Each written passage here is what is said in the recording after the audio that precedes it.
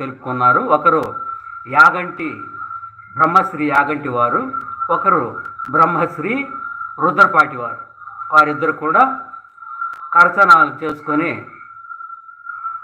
విశేషాలన్నీ, వారి విశేషాలు వేరు, వీరి విశేషాలు వారు మాట్లాడుకున్నారు. తర్వాత యాగంటి వారు రుద్రపాటి వారిని ఉద్దేశిస్తూ, రుద్రపాటి వారు ఈ నడి మధ్య మీ ప్రవచనాల జోరు బాగా ఎక్కువైంది, మంచి చెలోక్తులతో జనాల కడుపుప్పు నవ్విస్తున్నారు. ప్రపంచంలో ఉన్న, మన దేశం కాక ప్రపంచంలో ఉన్న అందరి జనాల్ని సంతోషంతో కడుపుబ్బ నవ్విస్తూ, వాళ్ళు అన్నం తిన్నా కూడా జీర్ణమయ్యేలా, నాతో పాటు అందరికీ తిన్నన్నం కూడా జీర్ణమయ్యేలా మీరు చేస్తూ ఉన్నారు, చక్కగా మీ యొక్క ప్రవచనాలను వినిపిస్తూ ఉన్నారు అని యాగంటి వారు రుద్రపాటి వారితో అన్నారు. ఏదో మీ దయలేండి గురువు గారు అని చెప్పి ఆయన సమాధానం చెప్పాడు. అప్పుడు యాగంటి వారు రుద్రపాటి వారిని చూసి, అయ్యా మిమ్మల్ని ఒక ప్రశ్న అడుగుదాం అనుకుంటున్నాను, మీరు ఏమి అనుకోనంటే ఆ ప్రశ్న అడుగుతాను మిమ్మల్ని అని యాగంటి వారు రుద్రపాటి వారిని అడిగారు. అయ్యో మహాశయ, మహానుభావ, మీరు ప్రశ్న నన్ను అడగటమే నాకు చాలా గొప్పతనము, చాలా ఆనందము. మీరు ప్రశ్న అడగండి, నేను చక్కగా సమాధానం చెప్తాను, అదే నాకు సంతోషము అని చెప్పి ఆయన్ని, యాగంటి వారిని రుద్రపాటి వారు ప్రశ్న వేయమన్నారు. అప్పుడు యాగంటి వారు ప్రశ్న వేశారు.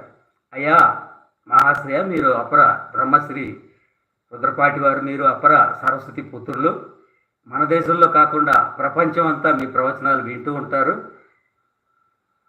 నేను అడిగే ప్రశ్న ఏమిటంటే, ఒక చిన్న గోరంత ప్రశ్నే అడిగేది మిమ్మల్ని. ఏమిటంటే, చీరకి తాళికి నడి మధ్య ఉన్న విశేషం ఏమిటి, దయచేసి సెలవు ఇవ్వండి అని చెప్పి యాగంటి వారు రుద్రపాటి వారిని అడిగారు. అప్పుడు రుద్రపాటి వారు సమాధానం చెప్పడం మొదలుపెట్టారు. అయ్యా మీరు అడిగిన ప్రశ్న చాలా క్లిష్టమైంది. ముందుగా ప్రపంచంలోని ఆదిశక్తి స్వరూపులైన ఆదిశక్తుల అమ్మలందరికీ నమస్కారం చేస్తూ ఉన్నాను. ఇది జోకు మాత్రమే, దయచేసి వేరే విధంగా అర్థం చేసుకోకండి. అలాగే ప్రపంచంలో ఉన్న సౌభాగ్యవతులందరినీ కూడా ఆశీర్వదిస్తూ ఉన్నాను. తర్వాత మీ ప్రశ్నలోకి వస్తాను. ఇంకా చీరకి తాళికి ఉన్న తేడా ఏమిటని మీరు అడిగారు. మొదట చీర గురించి చెప్తాను. చీరను చక్కగా వాషింగ్ మిషన్లో వేసి దానికి తగినంత సర్ఫో లేదంటే ఏదో లిక్విడో, నా పితృదేవతల పిండాకుడో ఏదో కొత్త రకాలు వస్తున్నాయి, వాటి పేరు నాకు తెలియవండి, అలాంటిది ఏదో వేసి తగినంత వేసి చక్కగా చీరను పెట్టి మెల్లిగా రుద్ది ఉతికి మెల్లిగా చల్లటి నీరెండలో ఆరవేస్తారు. తర్వాత ఆరిన తర్వాత దాన్ని చక్కగా ఇస్త్రీ చేసి ధరిస్తారు. అది చీర విషయం. తర్వాత తాళి విషయం అన్నారు కదా. తాళి విషయం ఏమిటంటే, పెళ్లి మండపంలో పెళ్లి జరుగుతూ ఉంటుంది.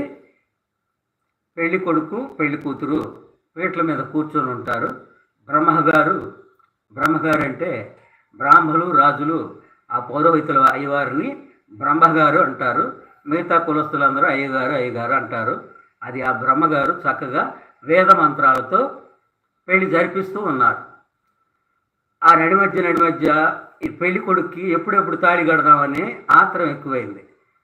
గురువుగారిని అయ్యగారిని పురోహితుల వారిని గీకుతున్నాడు. అప్పుడప్పుడు గీకి ఇట చూపిస్తున్నాడు, గబాల తాళి గడిచి అని గీకుతున్నాడు. ఈ పురోహితుల వారికి విసుగు పుట్టి కట్టిస్తారు నాయన, కట్టిస్తావా, కొంచెం ఆగర నాయన అంటున్నాడు.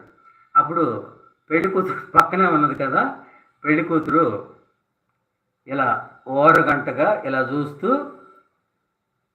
మనసులో అనుకుంది, ఒరే యదవా, ఊబిలో దిగటానికి ఉబలాట పడతావు ఎందుకురా యదవా, కాసేపట్లో ఊబిలో దిగుతావుగా, కొంచెం ఓపిక పట్టరా యదవా అని చెప్పి మనసులో అనుకుంది.